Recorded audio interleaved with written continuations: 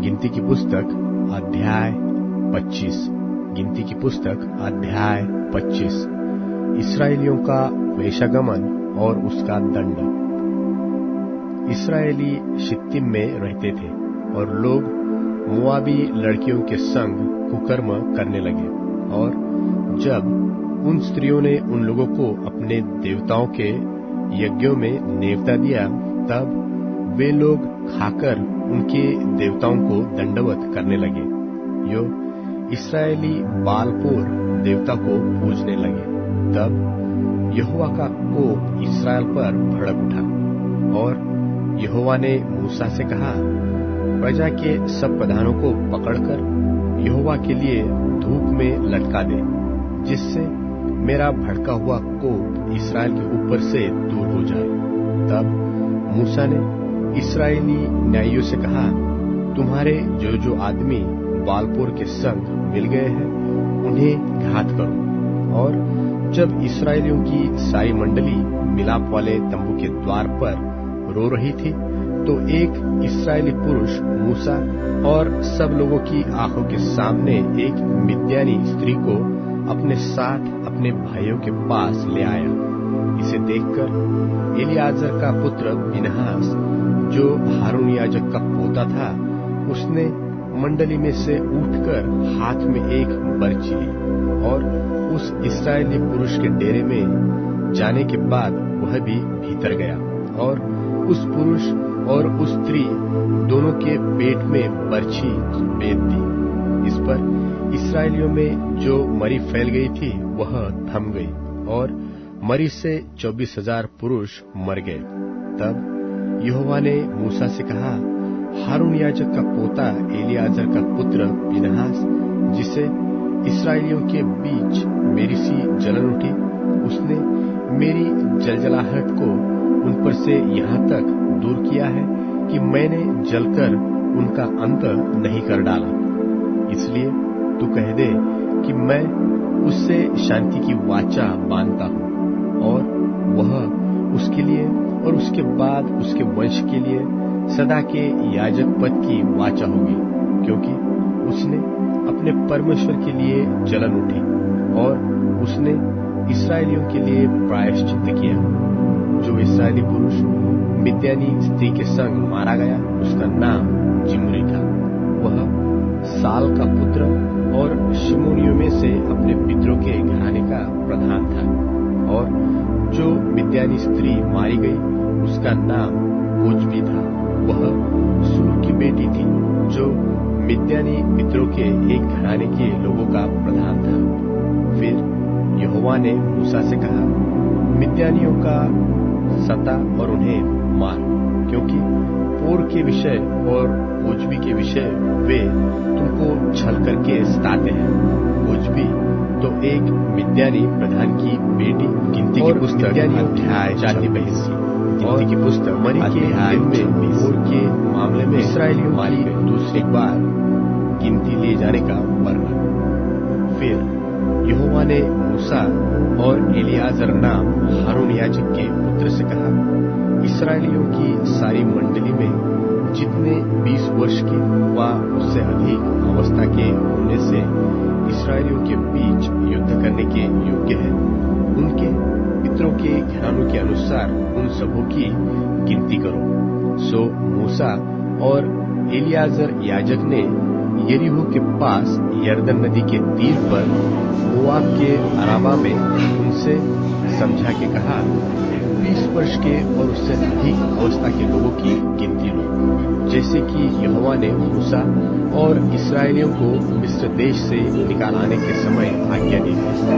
Reuben, जो इस्राएल का जेठा था, उसके ये पुत्र थे, अर्थात हनोक, जिससे हनोकियों का कुल चला, और पल्लू, जिससे पल्लुइयों का कुल चला, हेस्रोन, जिससे हेस्रोनियों का कुल चला, और कर्मी, जिससे कर्मियों का कुल चला। रूबेन वाले कुल यही थे, और इनमें से जो गिने गए वे 43,730 पुरुष थे। और पल्लू का पुत्र एलियाब था, और एलियाब के पुत्र नमूएल, दातान, और अबीराम थे। ये वही दातान और अबीराम है जो सभासद थे। और जिस समय कोरह की मंडली ने यहोवा से झगड़ा किया था, उस समय उस मंडली में मिलकर वे भी मूसा और हारून से झगड़े थे। और जब उन 250 पुरुषों के आग में भस्म हो जाने से वह मंडली मिट गई, उसी समय पृथ्वी ने मुंह खोलकर कोरह समेत इनको भी निगल लिया और वे एक दृष्टांत ठहरे। परंतु कोरह के पुत्र तो नहीं मरे थे। शिमोन के पुत्र जिनसे उनके कुल निकले थे वे ये हैं, अर्थात नमूएल, जिससे नमूएलियों का कुल चला, और यामीन, जिससे यामीनियों का कुल चला, और याकीन, जिससे याकीनियों का कुल चला, और जेरह, जिससे जेरहियों का कुल चला, और शाऊल, जिससे शाऊलियों का कुल चला। शिमोन वाले कुल के यही थे। इनमें से 22,200 पुरुष गिने गए। और गाद के पुत्र जिनसे उसके कुल निकले वे ये थे, अर्थात सपोन, जिससे सपोनियों का कुल चला, और हागी, जिससे हागियों का कुल चला, और शूनी, जिससे शूनियों का कुल चला, और ओजनी, जिससे ओजनियों का कुल चला, और एरी, जिससे एरियों का कुल चला, और अरोद, जिससे अरोदियों का कुल चला, और अरेली, जिससे अरेलियों का कुल चला। गाद के वंश के कुल के यही थे। इनमें से 40,500 पुरुष गिने गए।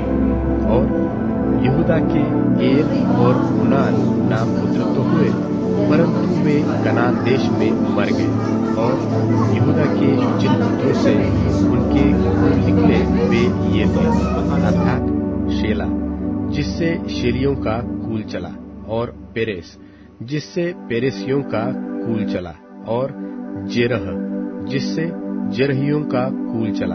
और पेरेस के पुत्र ये थे, अर्थात हेस्रोन, जिससे हेस्रोनियों का कुल चला, और हामुल, जिससे हामुलियों का कुल चला। यहूदियों के कुल यही थे। इनमें से 76,500 पुरुष गिने गए। और इस्साकार के पुत्र जिनसे उनके कुल निकले थे वे ये थे, अर्थात तोला, जिससे तोलियों का कुल चला, और पुआ, जिससे पुवियों का कुल चला, और याशूब, जिससे याशूबियों का कुल चला, और शिमरोन, जिससे शिमरोनियों का कुल चला। इस्साकारियों के कुल के यही थे। इनमें से 64,300 पुरुष गिने गए। और जुबुलून के पुत्र जिनसे उनके कुल निकले थे वे ये थे, अर्थात सेरेद, जिससे सेरेदियों का कुल चला, और एलोन, जिनसे एलोनियों का कुल चला, और यहलेल, जिससे यहलेलियों का कुल चला। जुबुलूनियों के ये कुल थे। इनमें से 60,500 पुरुष गिने गए। और यूसुफ के पुत्र जिनसे उनके कुल निकले थे वे मनश्शे और एफ्रेम थे। मनश्शे के पुत्र ये थे, जिससे माकीरियों का कुल चला, और माकिर से गिलाद, और गिलाद से गिलादियों का कुल चला। गिलाद के पुत्र ये थे, अर्थात इयेजेर, जिससे इयेजेरियों का कुल चला, और हेलेक, जिससे हेलेकियों का कुल चला, और अस्रीएल, जिससे अस्रीएलियों का कुल चला, और शेकेम, जिसमें शेकेमियों का कुल चला, और शमीरा, जिससे शमीरियों का कुल चला, और हेपेर, जिससे हेपेरियों का कुल चला। और हेपेर के पुत्र सलोफाद के बेटे नहीं, केवल बेटियां हुए। इन बेटियों के नाम महला, नोआ, होगला, मिल्का और तिरसा है। मनश्शे वाले कुल यही थे। और इनमें से जो गिने गए वे 52,700 पुरुष थे। और एप्रेम के पुत्र जिनसे उनके कुल निकले वे ये थे, अर्थात शुतेहल, जिससे शुतेलहियों का कुल चला, और बेकेर, जिससे बेकेरियों का कुल चला, और दहन, जिससे दहनियों का कुल चला। और शुतेलह के यह पुत्र हुआ, अर्थात एरान, जिसमें एरानियों का कुल चला। एप्रेमियों के कुल यही थे। इनमें से 32,500 पुरुष गिने गए। अपने कुलों के अनुसार यूसुफ के वंश के लोग यही थे। और बिन्यामीन के पुत्र जिनसे उनके कुल निकलते थे वे यही थे, अर्थात बेला, जिससे बेलियों का कुल चला, और अशबेल, जिससे अशबेलियों का कुल चला, और अहीराम, जिससे अहीरामियों का कुल चला, और शपुपाम, जिससे शपुपामियों का कुल चला, और हुपाम, जिससे हुपामियों का कुल चला। और बेला के पुत्र अर्द और नामान थे, तथा अर्द से तो अर्दियों का कुल, और नामान से नामानियों का कुल चला। अपने कुलों के अनुसार बिन्यामीनी यही थे। और इनमें से जो गिने गए वे 45,600 पुरुष थे। और दान का पुत्र जिससे उसका कुल निकला था, अर्थात शुहाम, जिससे शुहामियों का कुल चला, और दान का कुल यही था। और शुहामियों में से जो गिने गए उनके कुल में 64,400 पुरुष थे। और आशेर के पुत्र जिनसे उनके कुल निकले थे वे ये थे, अर्थात इम्ना, जिससे इम्नियों का कुल चला, इश्री, जिससे इश्रियों का कुल चला, और बरिया, जिससे बरियों का कुल चला। फिर बरिया के ये पुत्र हुए, अर्थात हेबेर, जिससे हेबेरियों का कुल चला, और मल्कीएल, जिससे मल्कीएलियों का कुल चला। और आशेर की बेटी का नाम सेरह है। आशेरियों के कुल यही थे। इनमें से 53,400 पुरुष गिने गए। और नप्ताली के पुत्र जिनसे उनके कुल निकले वे ये थे, अर्थात यहसेल, जिससे यहसेलियों का कुल चला, और गुनी, जिससे गुनियों का कुल चला, एसेर, जिससे एसेरियों का कुल चला, और शिल्लेम, जिससे शिल्लेमियों का कुल चला। अपने कुल के अनुसार नप्ताली के कुल के यही थे। और इनमें से जो गिने गए थे वे 45,400 पुरुष थे। सब इस्राएलियों में से जो गिने गए वे यही थे, अर्थात 6,01,730 पुरुष थे। फिर यहोवा ने मूसा से कहा, इनको इनकी गिनती के अनुसार वह भूमि इनका भाग होने के लिए बांट दी जाए, अर्थात जिस कुल में अधिक हो उनको अधिक भाग, और जिसमें कम हो उनको कम भाग देना। प्रत्येक गोत्र को उसका भाग उनके गिने हुए लोगों के अनुसार दिया जाए। तो भी देश चिट्ठी डालकर बांटा जाए। इस्राएलियों के पितरों के एक एक गोत्र का नाम जैसे जैसे निकले वैसे वैसे वे अपना अपना भाग पाए, चाहे बहुतों का भाग हो चाहे थोड़ों का हो। जो जो भाग बांटे जाए वह चिट्ठी डालकर बांटे जाए। फिर लेवियों में से जो अपने कुलों के अनुसार गिने गए थे वे ये हैं, अर्थात गेर्शोनियों से निकला हुआ गेर्शोनियों का कुल, कहात से निकला हुआ कहातियों का कुल, और मरारी से निकला हुआ मरारियों का कुल। लेवियों के कुल ये है, अर्थात लिब्नियों का, हेब्रानियों का, महलियों का, मूशियों का और कोरहियों का कुल। और कहात से अमराम उत्पन्न हुआ, और अमराम की पत्नी का नाम योकेबेद है। वह लेवी के वंश की थी, जो लेवी के वंश में मिस्र देश में उत्पन्न हुई थी। और वह अमराम से हारून, मूसा और उसकी बहन मरियम को जन्म दिया था। और हारून से नादाब, अबीहू, एलियाजर और इतामार उत्पन्न हुए। नादाब और अबीहू तो उस समय मर गए थे जब वे यहोवा के सामने ऊपरी आग ले गए थे। सब लेवियों में से जो गिने गए, अर्थात जितने पुरुष 1 महीने के व उससे भी अधिक अवस्था के थे, वे 23,000 थे। वे इस्राएलियों के बीच इसलिए नहीं गिने गए क्योंकि उनको देश का कोई भाग नहीं दिया गया था। मूसा और एलियाजर याजक, जिन्होंने मोआब के अराबा में यरीहो के पास की यरदन नदी के तट पर इस्राएलियों को गिन लिया, उनके गिने हुए लोग इतने ही थे।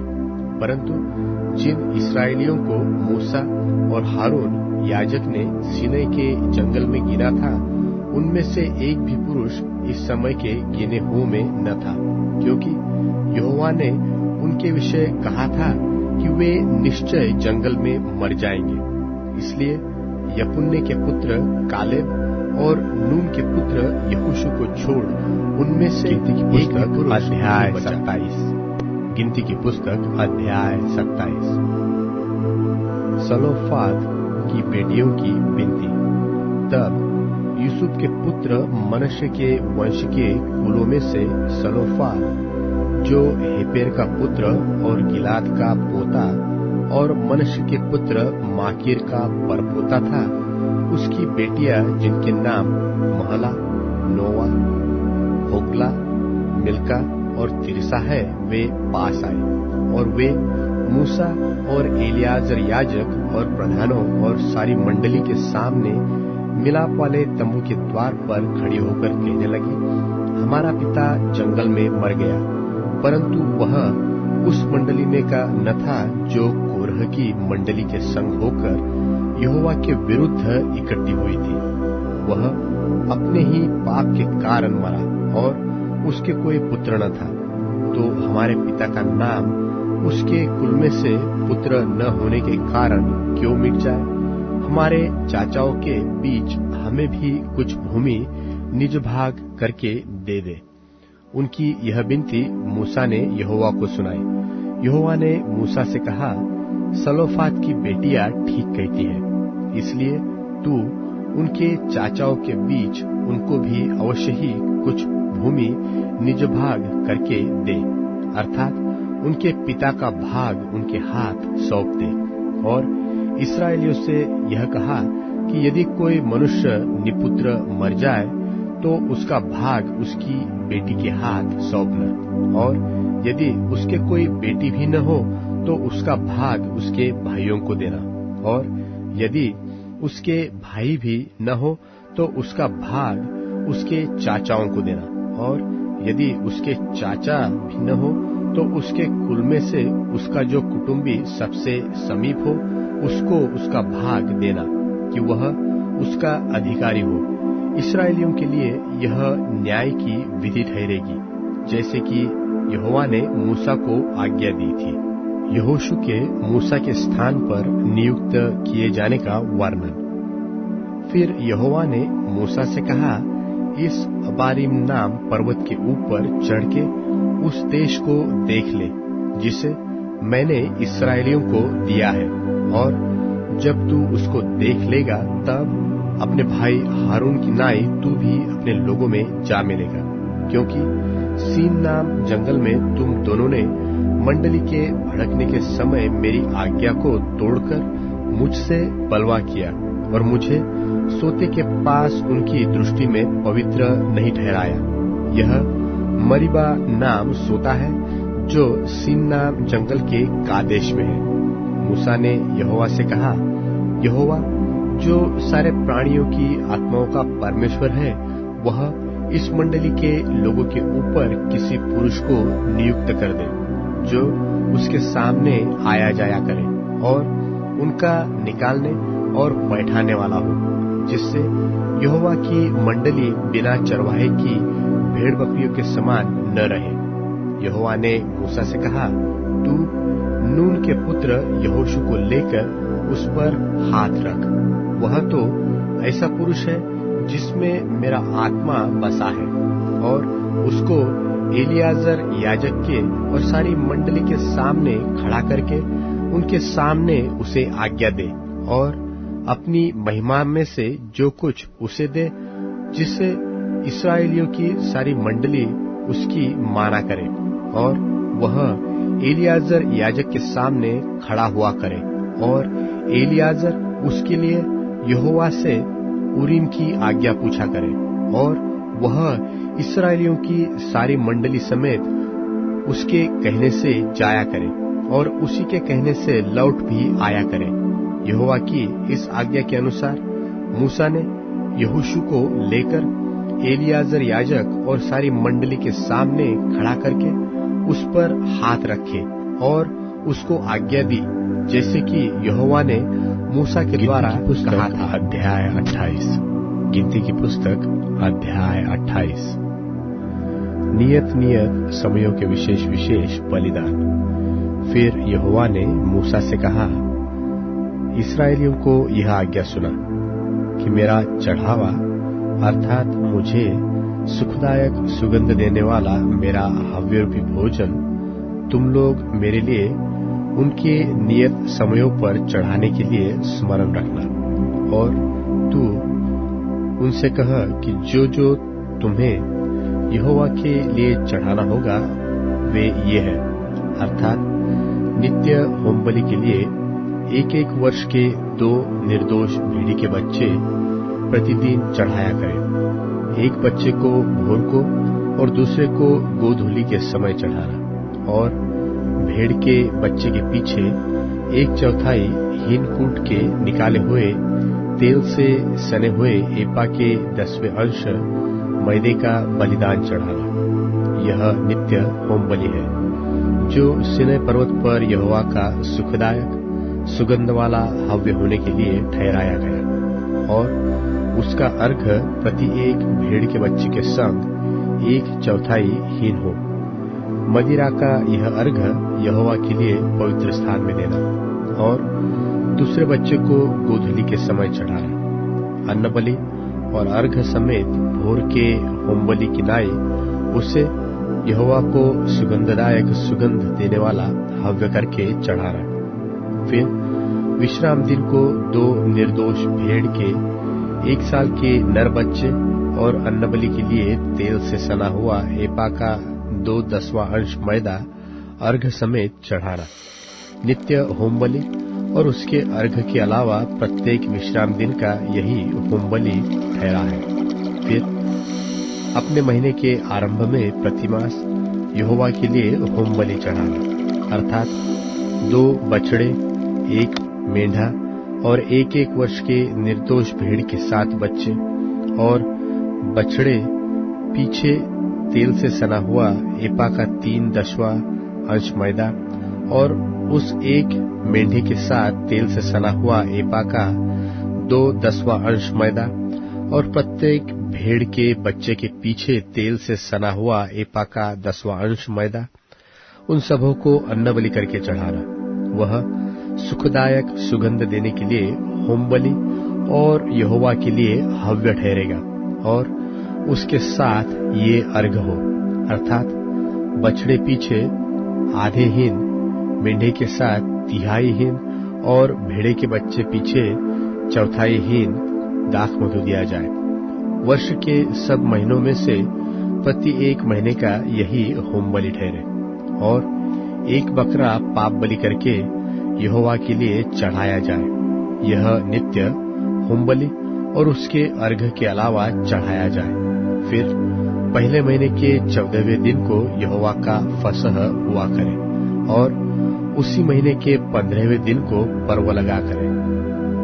7 दिन तक अखमीरी रोटी खाई जाए। पहले दिन पवित्र सभा हो, और उस दिन परिश्रम का कोई काम न किया जाए। उसमें तुम यहोवा के लिए एक हव्य अर्थात होमबलि चढ़ाना। सो 2 बछड़े, 1 मेंढा और 1-1 वर्ष के 7 भेड़ के बच्चे हो, ये सब निर्दोष हो, और उनका अन्नबलि तेल से सने हुए मैदे का हो। बछड़े पीछे एपा का 3/10वां अंश और मेंढे के 7 एपा का 2/10वां अंश मैदा हो, और 7 भेड़ों के बच्चों में से एक प्रतिदिन बच्चे पीछे एपा का 10वां अंश चढ़ाना, और एक बकरा भी पाप बलि करके चढ़ाना, जिससे तुम्हारे लिए प्रायश्चित हो। भोर का होम बलि जो नित्य होम बलि ठहरा है, उसके अलावा इनको चढ़ाना। इस रीति से तुम उन 7 दिनों में भी हव्य का भोजन चढ़ाना, जो यहोवा को सुखदायक सुगंध देने के लिए हो। यह नित्य होम बलि और उसके अर्घ के अलावा चढ़ाया जाए, और 7वें दिन भी तुम्हारी पवित्र सभा हो, और उस दिन परिश्रम का कोई काम न करना।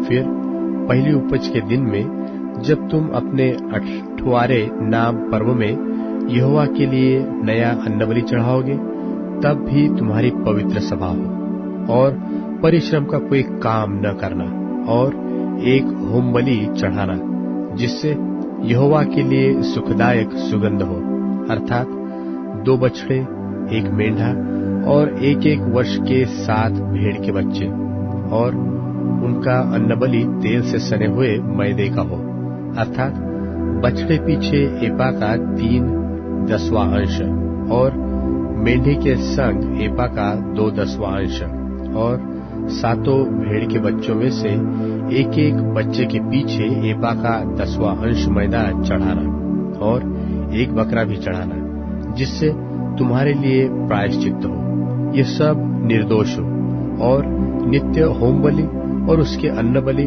और अर्घ के अलावा इसको भी चढ़ाना। गिनती की पुस्तक अध्याय 29। गिनती की पुस्तक अध्याय 29। फिर 7वें महीने के पहले दिन को तुम्हारी पवित्र सभा हो, उसमें परिश्रम का कोई काम न करना। वह तुम्हारे लिए जय जयकार का नरसिंगा फूंकने का दिन ठहरा है। तुम होम बलि चढ़ाना, जिससे यहोवा के लिए सुखदायक सुगंध हो, अर्थात 1 बछड़ा, 1 मेंढा और 1 वर्ष के 7 निर्दोष भेड़ के बच्चे, और उनका अन्नबलि तेल से सने हुए मैदे का हो, अर्थात बछड़े के 7 एपा का 3/10वां अंश, और मेंढे के 7 एपा का 2/10वां अंश, और 7 भेड़ के बच्चों में से 1 बच्चे पीछे एपा का 10वां अंश मैदा चढ़ाना, और 1 बकरा भी पाप बलि करके चढ़ाना, जिससे तुम्हारे लिए प्रायश्चित हो। इन सबों से अधिक नए चांद का होम बलि और उसका अन्न बलि, और नित्य होम बलि और उसका अन्न बलि, और उन सबों के अर्घ भी उनके नियम के अनुसार सुखदायक सुगंध देने के लिए यहोवा का हव्य करके चढ़ाना। फिर उसी 7वें महीने के 10वें दिन को तुम्हारी पवित्र सभा हो। तुम अपने अपने प्राण को दुख देना, और किसी प्रकार का कामकाज न करना, और यहोवा के लिए सुखदायक सुगंध देने को होम बलि, अर्थात 1 बछड़ा, 1 मेंढा और 1 वर्ष के 7 भेड़ के बच्चे चढ़ाना। फिर ये सब निर्दोष हो, और उनका अन्नबलि तेल से सने हुए मैदे का हो, अर्थात बछड़े के 7 एपा का 3/10वां अंश, और मेंढे के 7 एपा का 2/10वां अंश, और 7 भेड़ के बच्चों में से 1 बच्चे के पीछे एपा का 10वां अंश मैदा चढ़ाना, और पाप बलि के लिए 1 बकरा भी चढ़ाना। ये सब प्रायश्चित के पाप बलि और नित्य होम बलि और उसके अन्न बलि के और उन सबों के अर्घों के अलावा चढ़ाया जाए। फिर 7वें महीने के 15वें दिन को तुम्हारी पवित्र सभा हो, और उसमें परिश्रम का कोई काम न करना, और 7 दिन तक यहोवा के लिए पर्व मनाना। तुम होम बलि यहोवा को सुखदायक सुगंध देने के लिए हव्य करके चढ़ाना, अर्थात 13 बछड़े और 2 मेंढे और 1 वर्ष के 14 भेड़ के बच्चे, ये सब निर्दोष हो, और उनका अन्नबलि तेल से सने हुए मैदे का हो, अर्थात 13 बछड़ों में से 1 बछड़े के पीछे एपा का 3/10वां अंश, और दोनों मेंढों में से 1 मेंढे के पीछे एपा का 2/10वां अंश, और 14 भेड़ के बच्चों में से एक एक बच्चे के पीछे एपा का 10वां अंश मैदा चढ़ाना और पाप बलि के लिए एक बकरा चढ़ाना। ये नित्य होम बलि और उसके अन्न बलि और अर्घ के अलावा चढ़ाया जाए। फिर दूसरे दिन 12 बछड़े और 2 मेंढे और एक एक वर्ष के 14 निर्दोष भेड़ के बच्चे चढ़ाना और बछड़ों और मेंढों और भेड़ के बच्चों के साथ उनके अन्न बलि और अर्घ उनकी गिनती के अनुसार और नियम के अनुसार चढ़ाना और पाप बलि के लिए एक बकरा भी चढ़ाना। ये नित्य होम बलि और उसके अन्न बलि और अर्घ के अलावा चढ़ाया जाए। फिर तीसरे दिन 11 बछड़े और 2 मेंढे और एक एक वर्ष के 14 निर्दोष भेड़ के बच्चे चढ़ाना और बछड़ों और मेंढों और भेड़ के बच्चों के साथ उनके अन्न बलि और अर्घ उनकी गिनती के अनुसार और नियम के अनुसार चढ़ाना और पाप बलि के लिए एक बकरा भी चढ़ाना। ये नित्य होम बलि और उसके अन्न बलि और अर्घ के अलावा चढ़ाया जाए। और फिर चौथे दिन 10 बछड़े और 2 मेंढे और एक एक वर्ष के 14 निर्दोष भेड़ के बच्चे चढ़ाना। बछड़ों और मेंढों और भेड़ के बच्चों के साथ उनके अन्न बलि और अर्घ उनकी गिनती के अनुसार और नियम के अनुसार चढ़ाना और पाप बलि के लिए एक बकरा भी चढ़ाना। ये नित्य होम बलि और उसके अन्न बलि और अर्घ के अलावा चढ़ाए जाए। फिर 5वें दिन 9 बछड़े 2 मेंढे और एक एक वर्ष के 14 निर्दोष भेड़ के बच्चे चढ़ाना और बछड़ों मेंढों और भेड़ के बच्चों के साथ उनके अन्न बलि और अर्घ उनकी गिनती के अनुसार और नियम के अनुसार चढ़ाना और पाप बलि के लिए एक बकरा भी चढ़ाना। ये नित्य होम बलि और उसके अन्न बलि और अर्घ के अलावा चढ़ाए जाए। फिर 6वें दिन 8 बछड़े और 2 मेंढे और एक एक वर्ष के 14 निर्दोष भेड़ के बच्चे चढ़ाना और बछड़ों और मेंढों और भेड़ के बच्चों के साथ उनके अन्न बलि और अर्घ उनकी गिनती के अनुसार और नियम के अनुसार चढ़ाना और पाप बलि के लिए एक बकरा भी चढ़ाना। ये नित्य होम बलि और उसके अन्न बलि और अर्घ के अलावा चढ़ाए जाए। फिर 7वें दिन 7 बछड़े और 2 मेंढे और एक एक वर्ष के 14 निर्दोष भेड़ के बच्चे चढ़ाना और बछड़ों और मेंढों और भेड़ के बच्चों के साथ उनके अन्न बलि और अर्घ उनकी गिनती के अनुसार और नियम के अनुसार चढ़ाना और पाप बलि के लिए एक बकरा भी चढ़ाना।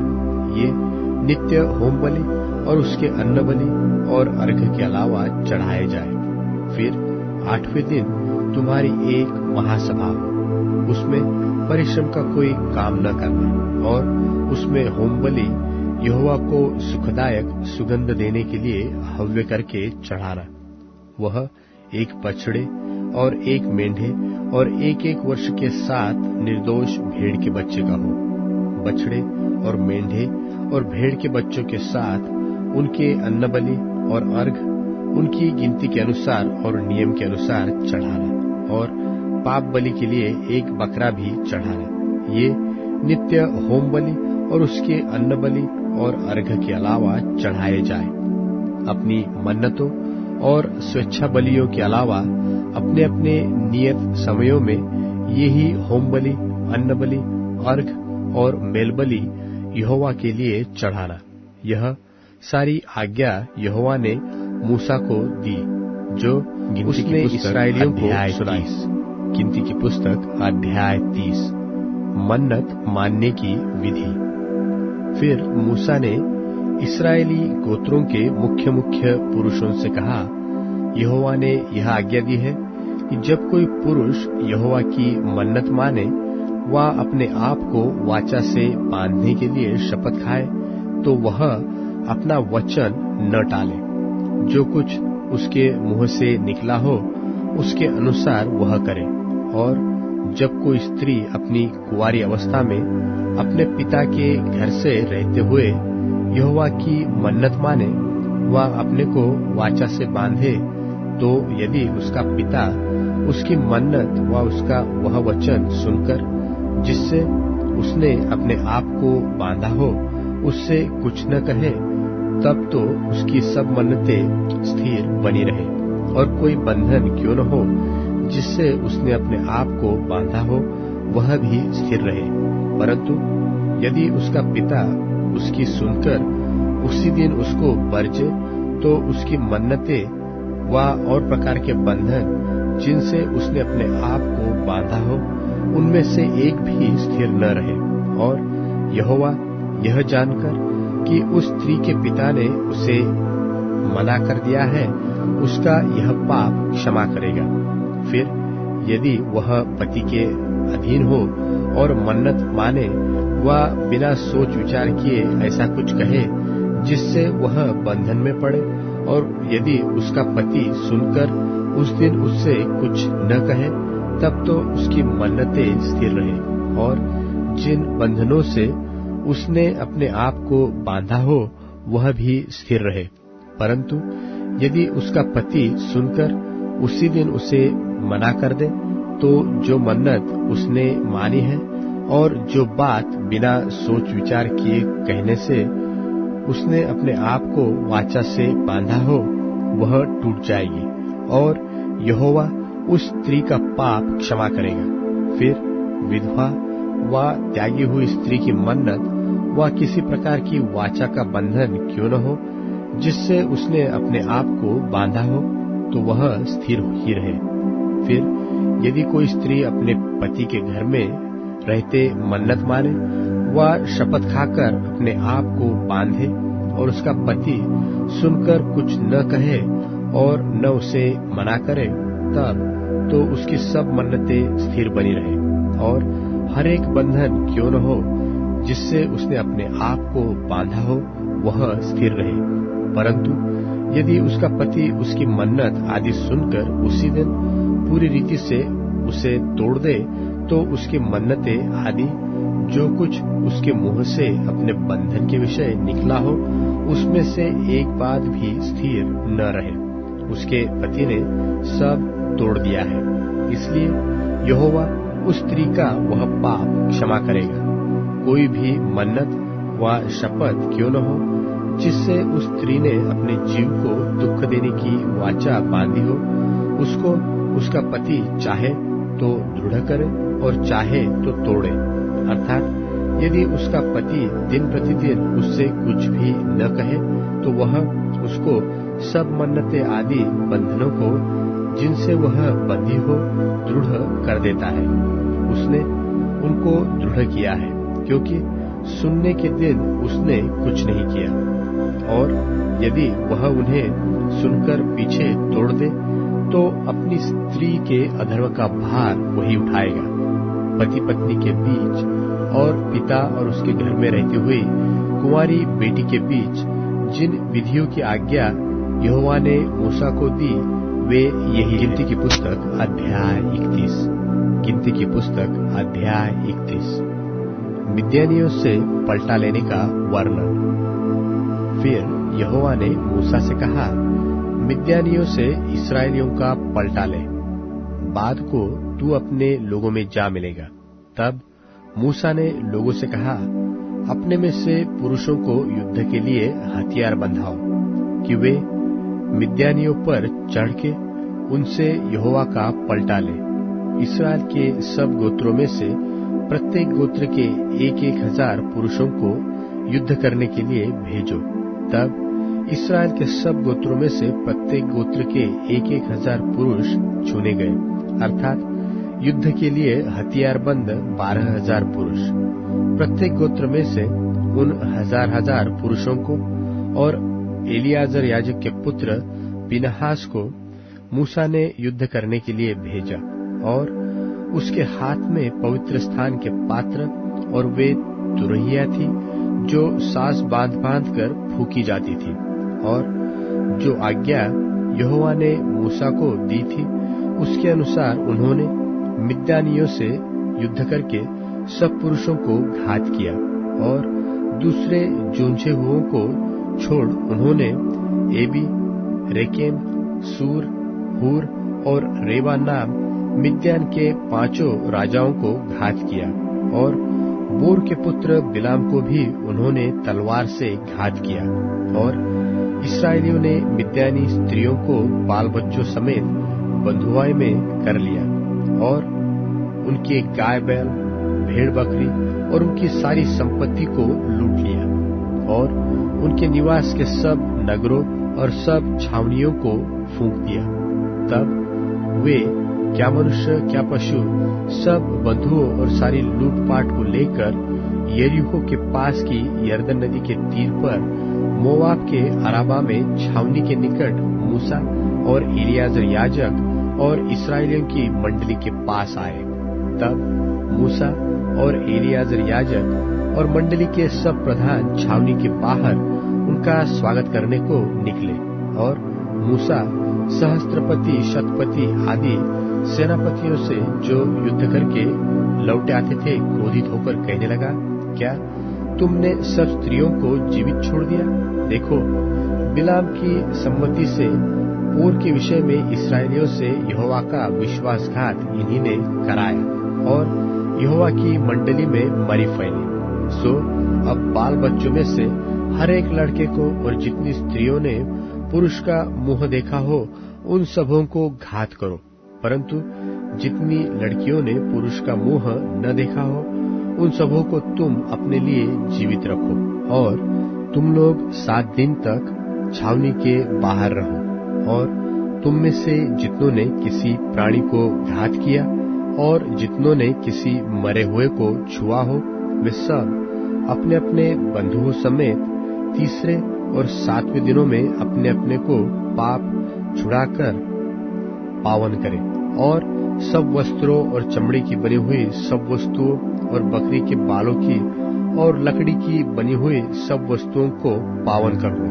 तब एलियाजर याजक ने सेना के उन पुरुषों से जो युद्ध करने गए थे कहा, व्यवस्था की जिस विधि की आज्ञा यहोवा ने मूसा को दी है वह यह है कि सोना चांदी, पीतल, लोहा, रांगा, सीसा, जो कुछ आग में ठहर सके उसको आग में डालो, तब वह शुद्ध ठहरेगा। तो भी वह अशुद्धता से छुड़ाने वाले जल के द्वारा पावन किया जाए, परंतु जो कुछ आग में न ठहर सके उसे जल में डुबाओ, और 7वें दिन अपने वस्त्रों को धोना, तब तुम शुद्ध ठहरोगे, और तब छावनी में आना। फिर यहोवा ने मूसा से कहा, एलियाजर याजक और मंडली के पितरों के घरानों के मुख्य पुरुषों को साथ लेकर तू लूट के मनुष्यों और पशुओं की गिनती कर। तब उनको आधा आधा करके एक भाग उन सिपाहियों को जो युद्ध करने को गए थे और दूसरा भाग मंडली को दे। फिर जो सिपाही युद्ध करने को गए थे उनके आधे में से यहोवा के लिए क्या मनुष्य, क्या बैल, क्या गाय, क्या गधे, क्या भेड़ बकरियां 500 के पीछे एक कुकर मानकर ले, और यहोवा की भेंट करके एलियाजर याजक को दे दे। फिर इस्राएलियों के आधे में से क्या मनुष्य, क्या गाय बैल, क्या गधे, क्या भेड़ बकरियां, क्या किसी प्रकार का पशु हो 50 के पीछे एक लेकर यहोवा के निवास की रखवाली करने वाले लेवियों को दे दे। यहोवा की इस आज्ञा के अनुसार जो उसने मूसा को दी, मूसा और एलियाजर याजक ने किया। और जो वस्तुएं सेना के पुरुष ने अपने अपने लिए लूट ली थी उनसे अधिक की लूट यह थी, अर्थात 6,75,000 भेड़ बकरियां, 72,000 गाय बैल, 61,000 गधे, और मनुष्यों में से जिन स्त्रियों ने पुरुषों का मुंह नहीं देखा था वह 32,000 थी। और इनका आधा अर्थात उनका भाग जो युद्ध करने को गए थे उनमें भेड़ बकरियां 3,37,500, जिनमें से 750 भेड़ बकरियां यहोवा का कर ठहरी, और गाय बैल 36,000, जिनमें से 72 यहोवा का कर ठहरे, और गधे 3,500, जिनमें से 61 यहोवा का कर ठहरे, और मनुष्य 16,000, जिनमें से 32 प्राणी यहोवा का कर ठहरे। इस कर को, जो यहोवा की भेंट थी, मूसा ने यहोवा की आज्ञा के अनुसार एलियाजर याजक को दिया, और इस्राएलियों की मंडली का आधा 3,33,000 भेड़ बकरियां, 36,000 गाय बैल, 30,500 गधे और 16,000 मनुष्य हुए। इस आधे में से, जिससे मूसा ने युद्ध करने वाले पुरुषों के पास से अलग किया था, यहोवा की आज्ञा के अनुसार मूसा ने क्या मनुष्य क्या पशु 50 पीछे एक लेकर यहोवा के निवास की रखवाली करने वाले लेवियों को दे दिया। तब सहस्त्रपति, शतपति आदि जो सरदार सेना के हजारों के ऊपर नियुक्त थे, वे मूसा के पास आकर कहने लगे, जो सिपाही हमारे अधीन थे उनकी तेरे दासों ने गिनती की, और उनमें से एक भी नहीं मिला। इसलिए पायजे, कड़े, मुंदरियां, बालियां, बाजूबंद, सोने के जो गहने जिसने पाया है, उनको हम यहोवा के सामने अपने प्राणों के निमित्त प्रायश्चित करने को यहोवा की भेंट करने के लिए लाए हैं। तब मूसा और एलियाजर याजक उनसे वे सब सोने के नक्काशीदार गहने ले लिए, और सहस्त्रपतियों और शतपतियों ने जो भेंट का सोना यहोवा की भेंट करके दिया, वह सब का सब 16,750 शेकेल था। योद्धाओं ने तो अपने अपने लिए लूट ले ली थी। यह सोना मूसा और एलियाजर याजक ने सहस्त्रपतियों और शतपतियों से लेकर मिलाप वाले तंबू में पहुंचा दिया, कि इस्राएलियों के लिए यहोवा के सामने स्मरण दिलाने वाली वस्तु ठहरे। 32 गिनती की पुस्तक अध्याय 32। 2.5 गोत्र के इस्राएलियों को यरदन के इसी पार का भाग मिलने का वर्णन। रूबेनियों और गादियों के पास बहुत जानवर थे। जब उन्होंने याजेर और गिलाद देशों को देखकर विचार किया कि वह ढोरों के योग्य देश है, तब मूसा और एलियाजर याजक और मंडली के प्रधानों के पास जाकर कहने लगे, अतारोत, दिबोन, याजेर, निम्रा, हेशबोन, गिलाले, सबाम, नबो और बोन नगरी का देश, जिस पर यहोवा ने इस्राएल की मंडली को विजय दिलवाई है, वह ढोरों के योग्य है, और तेरे दासों के पास ढोर है। फिर उन्होंने कहा, यदि तेरा अनुग्रह तेरे दासों पर हो, तो यह देश तेरे दासों को मिले, कि उनकी निज भूमि हो। हमें यरदन पार न ले चल। मूसा ने गादियों और रूबेनियों से कहा, जब तुम्हारे भाई युद्ध करने को जाएंगे, तब क्या तुम यहाँ बैठे रहोगे? और इस्राएलियों से भी उस पार के देश जाने के विषय जो यहोवा ने उन्हें दिया है, तुम क्यों अस्वीकार करते हो? जब मैंने तुम्हारे बाप दादों को कादेश बरने से कनान देश देखने के लिए भेजा, तब उन्होंने भी ऐसा ही किया था। अर्थात जब उन्होंने एशकोल नाम नाले तक पहुंचकर देश को देखा, तब इस्राएलियों से उस देश के विषय जो यहोवा ने उन्हें दिया था अस्वीकार कर दिया।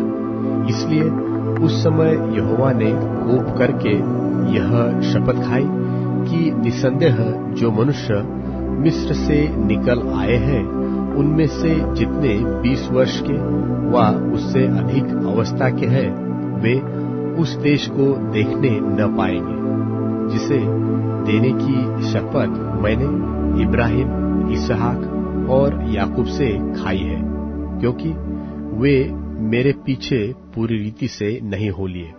परंतु यपुन्ने कंजी का पुत्र कालेब और नून का पुत्र यहोशू, ये दोनों जो मेरे पीछे पूरी रीति से हो लिए हैं, तो उसे देखने पाएंगे। सो यहोवा का कोप इस्राएलियों पर भड़का, और जब तक उस पीढ़ी के सब लोगों का अंत न हुआ जिन्होंने यहोवा के प्रति बुरा किया था, तब तक अर्थात 40 वर्ष तक वह उन्हें जंगल में मारे मारे फिराता रहा। और सुनो, तुम लोग उन पापियों के बच्चे होकर इसीलिए अपने बाप दादों के स्थान पर प्रकट हुए हो कि इस्राएल के विरुद्ध यहोवा से भड़के हुए कोप को और भी भड़काओ। यदि तुम उसके पीछे चलने से फिर जाओ तो वह फिर हम सबों को जंगल में छोड़ देगा। इस प्रकार तुम इन सारे लोगों का नाश कराओगे। तब उन्होंने मूसा के और निकट आकर कहा, हम अपने घरों के लिए यही भेड़शाले बनाएंगे और अपने बाल बच्चों के लिए यही नगर बसाएंगे, परंतु आप इस्राएलियों के आगे हथियार बना तब तक चलेंगे जब तक उनको उनके स्थान में न पहुंचा दे। परंतु हमारे बाल बच्चे इस देश के निवासियों के डर से गढ़वाले नगरों में रहेंगे, परंतु जब तक इस्राएली अपने अपने भाग के अधिकारी न हो तब तक हम अपने घरों को न लौटेंगे। हम उनके साथ यरदन पार व कहीं आगे अपना भाग न लेंगे, क्योंकि हमारा भाग यरदन के इसी पार पूरब की ओर मिला है। तब मूसा ने उनसे कहा, यदि तुम ऐसा करो, अर्थात यदि तुम यहोवा के आगे आगे युद्ध करने को हथियार बांधो और हर एक हथियारबंद यरदन के पार तब तक चले जब तक यहोवा अपने आगे से अपने शत्रुओं को न निकाले और देश यहोवा के वश में न आए, तो उसके पीछे तुम यहाँ लौटोगे और यहोवा के और इस्राएल के विषय निर्दोष ठहरोगे और यह देश यहोवा के प्रति तुम्हारी निज भूमि ठहरेगा। और यदि तुम ऐसा न करो तो यहोवा के विरुद्ध पापी ठहरोगे और जान रखो कि तुमको तुम्हारा पाप लगेगा। तुम अपने बाल बच्चों के लिए नगर बसाओ और अपनी भेड़ बकरियों के लिए भेड़शाले बनाओ और जो तुम्हारे मुंह से निकलता है वही करो। तब गादियों और रूबेनियों ने मूसा से कहा, अपने प्रभु की आज्ञा के अनुसार तेरे दास करेंगे। हमारे बाल बच्चे, स्त्रियां, भेड़ बकरी आदि सब पशु तो यही गिलाद के नगरों में रहेंगे, परंतु अपने प्रभु के कहे के अनुसार तेरे दास सब के सब युद्ध के लिए हथियारबंद यहोवा के आगे आगे लड़ने को पार जाएंगे। तब मूसा ने उनके विषय में एलियाजर याजक और नून के पुत्र यहोशू और इस्राएलियों के गोत्रों के पितरों के घरानों के मुख्य मुख्य पुरुषों को यह आज्ञा दी कि यदि सब गादी और रूबेनी पुरुष युद्ध के लिए हथियारबंद तुम्हारे संग यरदन पार जाए और देश तुम्हारे वश में आ जाए, तो गिलाद देश उनकी निज भूमि होने को उन्हें देना। परंतु यदि वे तुम्हारे संग हथियारबंद पार न जाए, तो उनकी निज भूमि तुम्हारे बीच कनान देश में ठहरे। तब गादी और रूबेनी बोल उठे, यहोवा ने जैसा तेरे दासों से कहलवाया है वैसा ही हम करेंगे। हम हथियारबंद यहोवा के आगे आगे उस पार कनान देश में जाएंगे, परंतु हमारी निज भूमि यरदन के इसी पार रहेगी। तब मूसा ने गादियों और रूबेनियों को और यूसुफ के पुत्र मनश्शे के आधे गोत्रियों को एमोरियों के राजा सिहोन और बाशान के राजा ओग दोनों के राज्यों का देश, नगरों और उसके आसपास की भूमि समेत दे दिया।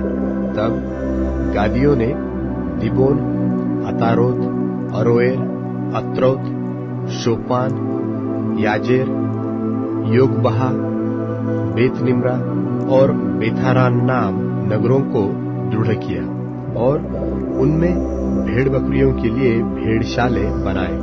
और रूबेनियों ने हेशबोन, एलाले और किरियातैम को फिर नबो और बालमोन के नाम बदलकर उनको और सिबमा को दृढ़ किया और उन्होंने अपने दृढ़ किए हुए नगरों के और नाम रखे। और मनश्शे के पुत्र माकीर के वंश वालों ने गिलाद देश में जाकर उसे ले लिया और जो एमोरी उसमें रहते थे उनको निकाल दिया। तब मूसा ने मनश्शे के पुत्र माकीर के वंश को गिलाद दे दिया और वे उसमें रहने लगे। और मनश्शे याईर ने जाकर गिलाद की कितनी बस्तियां ले ली और उनके नाम हब्योत्याईर रखे। और नोबह ने जाकर गाँव समेत कनात को ले लिया और उसका नाम अपने नाम पर नोबह रखा। अध्याय 33। गिनती की पुस्तक अध्याय 33। इसराइलियों के पड़ाव पड़ाव की नामावली। जब से इसराइली मूसा और हारून की अगुवाई से दल बांधकर मिस्र देश से निकले, तब से उनके ये पड़ाव हुए। मूसा ने यहोवा से आज्ञा पाकर उनके कूच उनके पड़ावों के अनुसार लिख दिए, और वे ये है। पहले महीने के 15वें दिन को उन्होंने रामसेस से कूच किया।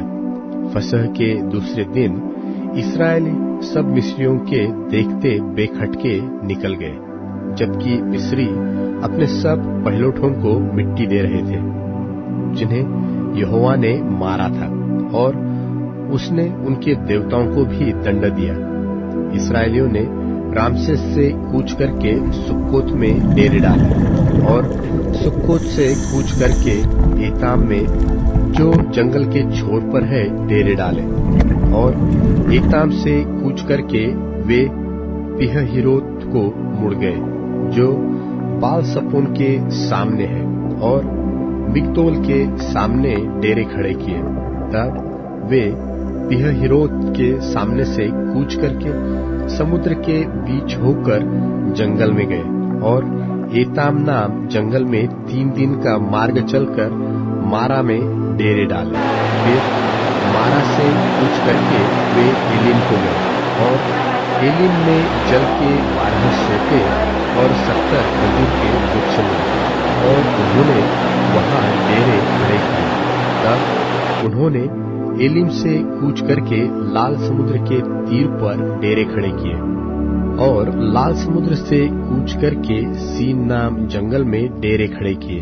फिर सीन नाम जंगल से कूच करके उन्होंने दोपका में डेरा किया, और दोपका से कूच करके आलूश में डेरा किया, और आलूश से कूच करके रपीदीम में डेरा किया, और वहां उन लोगों को पीने का पानी न मिला।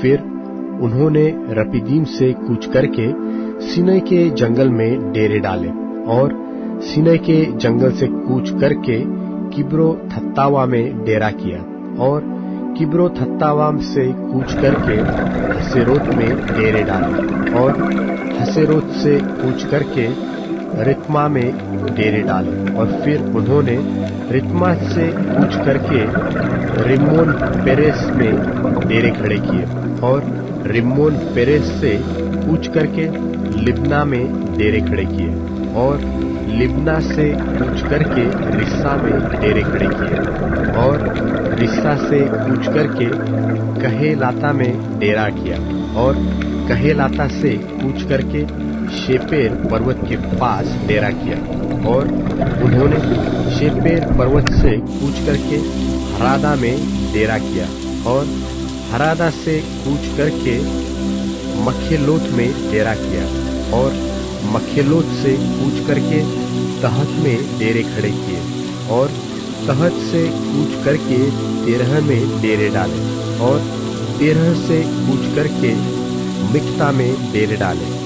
फिर मिक्ता से कूच करके उन्होंने हशमोना में डेरे डाले, और हशमोना से कूच करके मोसेरोत में डेरे खड़े किए, और मोसेरोत से कूच करके याकानियों के बीच डेरा किया, और याकानियों के बीच से कूच करके होरह गिद्दागाद में डेरा किया, और होरह गिद्दागाद में कूच करके योतबाता में डेरा किया, और योतबाता से कूच करके अब्रोना में डेरे खड़े किए, और अब्रोना से कूच करके एस्योन गेबेर में डेरे खड़े किए, और एस्योन गेबेर से कूच करके उन्होंने सीन नाम जंगल के कादेश में डेरा किया।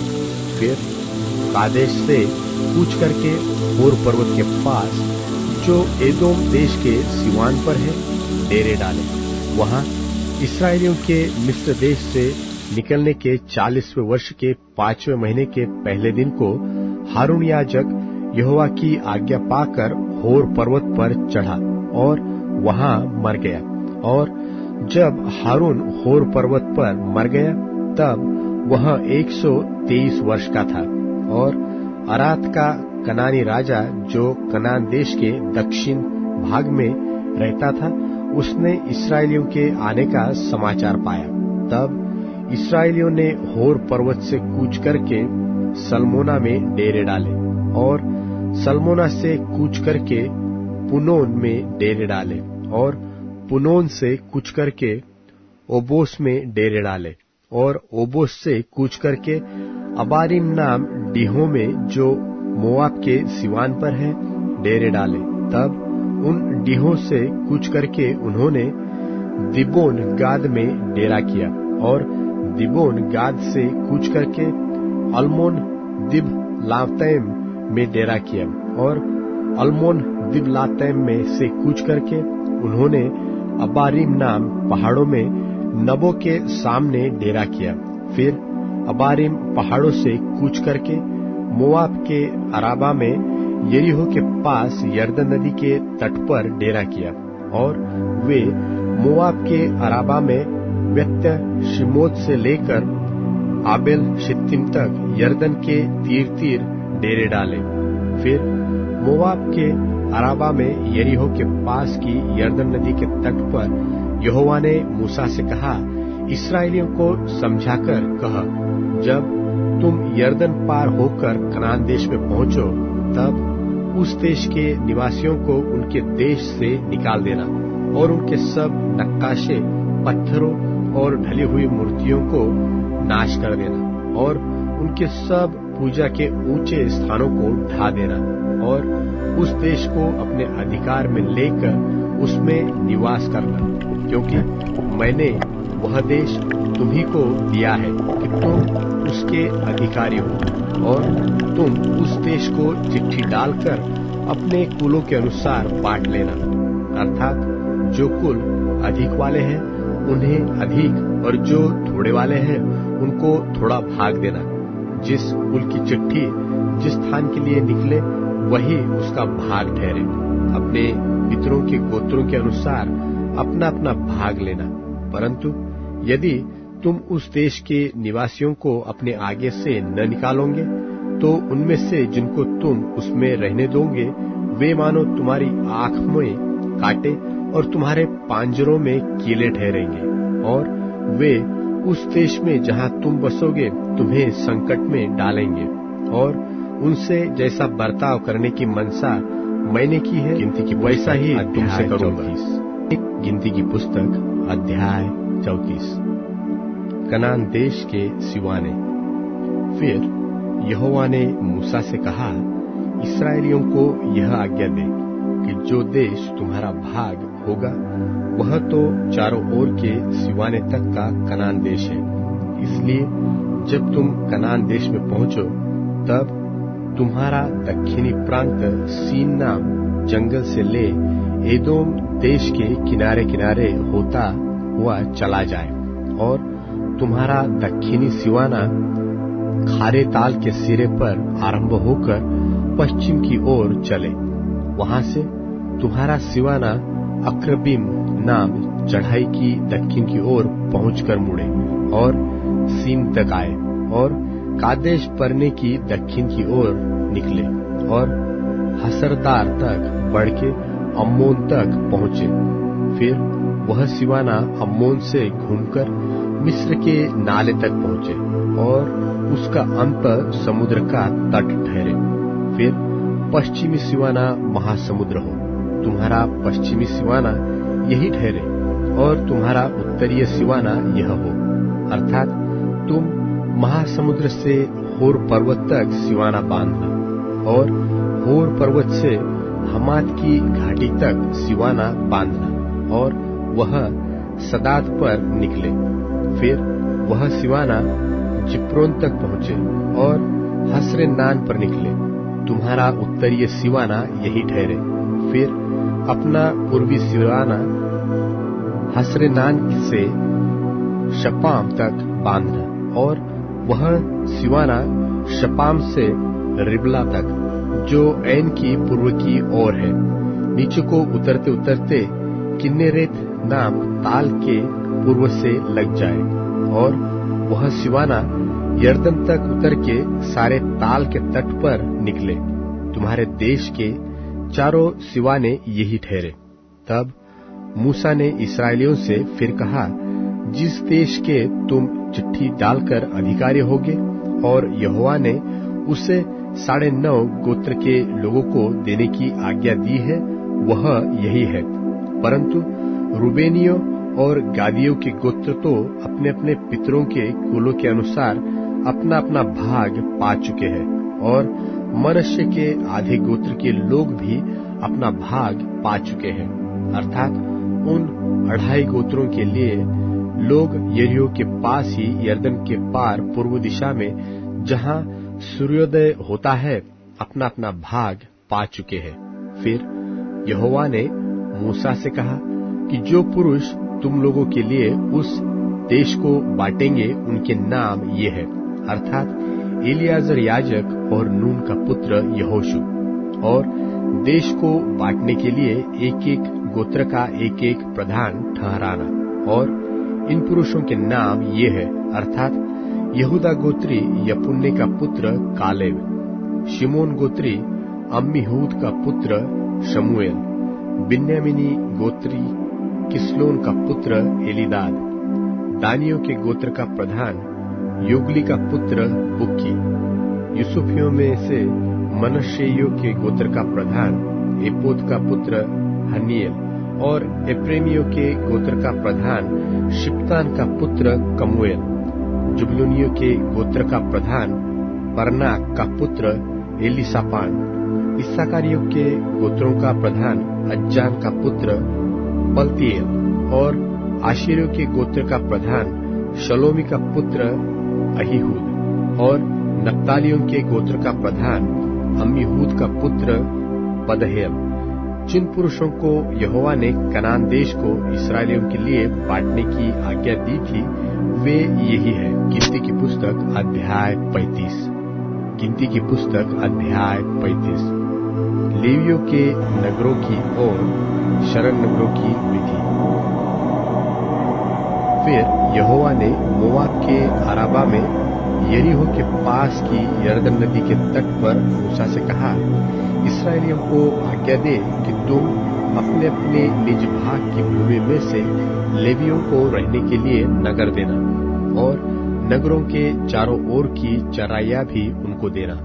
नगर तो उनके रहने के लिए, और चराइयां उनके गाय बैल भेड़ बकरी आदि उनके सब पशुओं के लिए होंगी।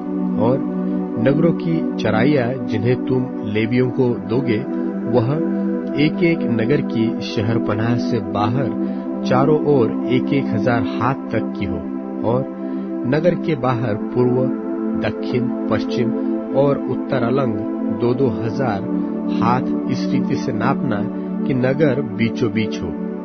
लेवियों के एक एक नगर की चराई इतनी ही भूमि की हो। और जो नगर तुम लेवियों को दो उनमें से 6 शरण नगर हो जिन्हें तुमको खूनी के भागने के लिए ठहराना होगा, और उनसे अधिक 42 नगर और भी देना। जितने नगर तुम लेवियों को दोगे वे सब 48 हो, और उनके साथ चराइयां देना। और जो नगर तुम इस्राएलियों की निज भूमि में से दो वे जितने बहुत नगर हो उनसे बहुत, और जितने थोड़े नगर हो उनसे थोड़े लेकर देना। सब अपने अपने नगरों में से लेवियों को अपने भाग के अनुसार दे। फिर यहोवा ने मूसा से कहा, इस्राएलियों से कहा कि जब तुम यरदन पार होकर कनान देश में पहुंचो तब ऐसे नगर ठहराना जो तुम्हारे लिए शरण नगर हो, कि जो कोई किसी भूल से मार के खूनी ठहरा हो तो वह वहां भाग जाए। वे नगर तुम्हारे निमित्त पलटा लेने वाले से शरण लेने के काम आएंगे, कि जब तक खूनी न्याय के लिए मंडली के सामने खड़ा न हो तब तक वह न मार डाला जाए। और शरण के जो नगर तुम दोगे वे 6 हो, 3 नगर तो यरदन के इस पार और 3 कनान देश में देना। शरण नगर इतने ही रहे। ये 6 नगर इसराइलियों के और उनके बीच रहने वाले परदेशियों के लिए भी शरण स्थान ठहरे, कि जो कोई किसी को भूल से मार डाले वह वही भाग जाए। परंतु यदि कोई किसी को लोहे के किसी हथियार से ऐसा मारे कि वह मर जाए तो वह खूनी ठहरेगा और वह खूनी अवश्य मार डाला जाए। और यदि कोई ऐसा पत्थर हाथ से लेकर जिससे कोई मर सकता है किसी को मारे और वह मर जाए तो वह भी खूनी ठहरेगा और वह खूनी अवश्य मार डाला जाए। वह कोई हाथ में ऐसी लकड़ी लेकर जिससे कोई मर सकता है किसी को मारे और वह मर जाए तो वह भी खूनी ठहरेगा और वह खूनी अवश्य मार डाला जाए। लोहू का पलटा लेने वाला आप ही उस खूनी को मार डाले। जब भी वह मिले तब ही वह उसे मार डाले। और यदि कोई किसी को पैर से ढकेल दे व घात लगाकर कुछ उस पर ऐसे फेंक दे कि वह मर जाए, व शत्रुता से उसको अपने हाथ से ऐसा मारे कि वह मर जाए, तो जिसने मारा हो वह अवश्य मार डाला जाए, वह खूनी ठहरेगा। लोहू का पलटा लेने वाला जब भी वह खूनी उसे मिल जाए तब ही उसे मार डाले।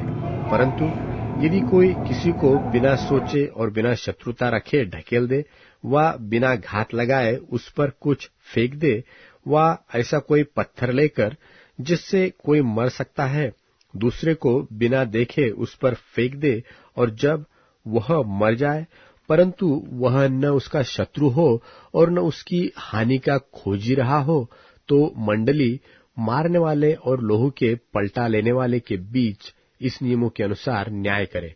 और मंडली उस खूनी को लोहू के पलटा लेने वाले के हाथ से बचाकर उस शरण नगर में जहां वह पहले भाग गया हो लौटा दे, और जब तक पवित्र तेल से अभिषेक किया हुआ महायाजक न मर जाए तब तक वह वही रहे। परंतु यदि वह खूनी उस शरण नगर के सीवान से जिसमें वह भाग गया हो बाहर निकलकर और कहीं जाए और लोहू का पलटा लेने वाला उसको शरण नगर के सीवान के बाहर कहीं पाकर मार डाले, तो वह लोहू बहाने का दोषी न ठहरे, क्योंकि खूनी को महायाजक की मृत्यु तक शरण नगर में रहना चाहिए और महायाजक के मरने के पश्चात वह अपनी निज भूमि को लौट सकेगा। तुम्हारी पीढ़ी पीढ़ी में तुम्हारे सब रहने के स्थानों में न्याय की यह विधि होगी। और जो कोई किसी मनुष्य को मार डाले वह साक्षियों के कहने पर मार डाला जाए, परंतु एक ही साक्षी की साक्षी से कोई न मार डाला जाए। और जो खूनी प्राणदंड के योग्य ठहरे उससे प्राणदंड के बदले में जुर्माना न लेना, वह अवश्य मार डाला जाए। और जो किसी शरण नगर में भागा हो उसके लिए भी इस मतलब से जुर्माना न लेना कि वह याजक के मरने से पहले फिर अपने देश में रहने को लौटने पाए। इसलिए जिस देश में तुम रहोगे उसको अशुद्ध न करना, खून से तो देश अशुद्ध हो जाता है। और जिस देश में जब खून किया जाए तब केवल खूनी के लोहू बहाने ही से उस देश का प्रायश्चित्त हो सकता है। जिस देश में तुम निवास करोगे उसके बीच में मैं रहूंगा, उसको अशुद्ध न करना, मैं यहोवा। तो इस्राएलियों के पुस्तक अध्याय 36, गिनती की पुस्तक अध्याय 36।